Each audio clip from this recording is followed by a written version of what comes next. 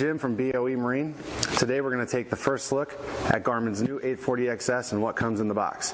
The contents of this box are going to be exactly the same as the 820XS, the 1040XS, and the 1020XS. The unit here in my hands also has the transducer included, so if you're buying a unit without the included trans-mount transducer, then the transducer contents will not be in the package you get.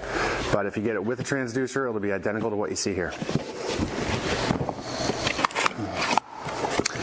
So opening this up, we have some serial number stickers here. These are great. You can stick these somewhere near your helm or on the back of the unit. It just really helps if Garmin ever needs your serial number for some reason. It's a very easy way to find it. This box here has all the parts and pieces. We'll get to that in a second. Garmin gives you 2 of these flush mount templates. Something most people don't know about these is they're actually adhesive. So you can peel these off, stick it right on your dash, and then cut out with a jigsaw the pattern. And you don't need to use that blue tape or anything. Just stick this right on there. It'll protect your dash and give you a perfect cutout every time. It won't slide around or anything. So they give you 2 of those. You get a protective cover. This is the bezel that goes around the unit once you mount it.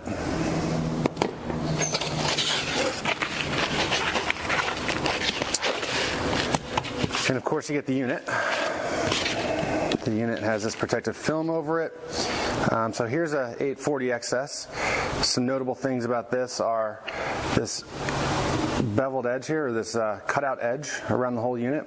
That actually enables you to get a panel for your helm CNC routed, and then you can actually mount this unit from behind. And once you do that, if you have a perfect cutout made by a CNC machine, this unit will fit right in there and be perfectly flat across the front.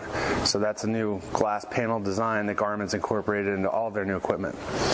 If you want to mount it traditionally like flush mount units have always been mounted, then of course you just cut out the pattern in the back, use the 4 holes in each corner to screw this unit in place, and once you have it in place, then you put your bezel on the front and snap it in place. These units have buttons, of course. It's not a touch screen. So here's all your buttons. That's Garmin's standard button configuration that they've used on all their units for several years now. Your chart doors right here. It's magnetic, and you have room for 2 cards, SD cards. On the back, we have a port for the external GPS antenna. That's a BNC plug. You have a standard NEMA 2000 port. That's a micro C plug, which is what all the manufacturers, for the most part, are using now. So that's the standard plug. You have your Ethernet port here, and that's Garmin's proprietary plug, waterproof Ethernet plug that twists on there. Garmin's new 8-pin sonar plug, and then the power and NEMA 2000 port. The unit's got a heat sink on the back. It's very well built. Feels as sturdy as any of the premier units on the market nowadays. I'm going to slide this box out of the way, and we'll look in here to see what all the parts and pieces are. A manual. That's something we don't see every day. A lot of manufacturers now are assuming users are going to download their manual, but Garmin's actually gotten back to including a full owner's manual, which is great. Here's your installation manual in 19 different languages. That's just the way Garmin does it. They give you a trunnion mount, 2 knobs,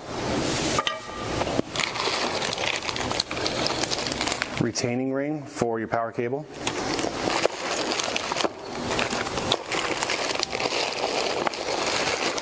the transducer. I'll pull this out of here.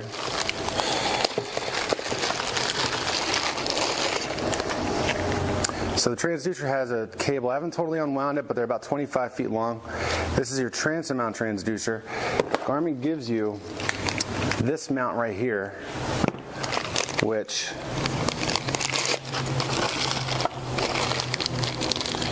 uses this hardware to attach to the top of the transducer. Once you attach it, you can then use this bracket and mount it right up on your transom. So that's a real easy solution. if you want to use this on your trolling motor, Garmin also includes this mount. So the same thing, this will screw to the top. You run your cable out the side right there. You'll screw this to the top of the transducer and then use this to secure it to the bottom of your trolling motor. So that's a real nice modular way to mount this transducer. Garmin also includes the hardware and fittings to attach your cable to the transom,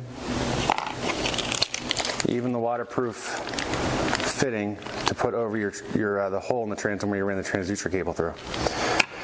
Since all these retaining rings are removable, or they come detached, it makes the diameter of these cables and these plugs a lot smaller, so they're easier to run through the transom or pull through your wire looms. Finally, here's some hardware to mount your trunnion mount to the boat. They give you some waterproof gaskets, so if you're going to flush mount the unit, you can use these gaskets to go on the back of the unit, just to keep water out of your helm. Some wire ties, and finally, even the Allen wrench for your hardware is included, so in case you can't find your other 1900 Allen wrenches, they give you another one. So that's everything that's included. I did forget one thing, which is over here, stand by. It's the power cable.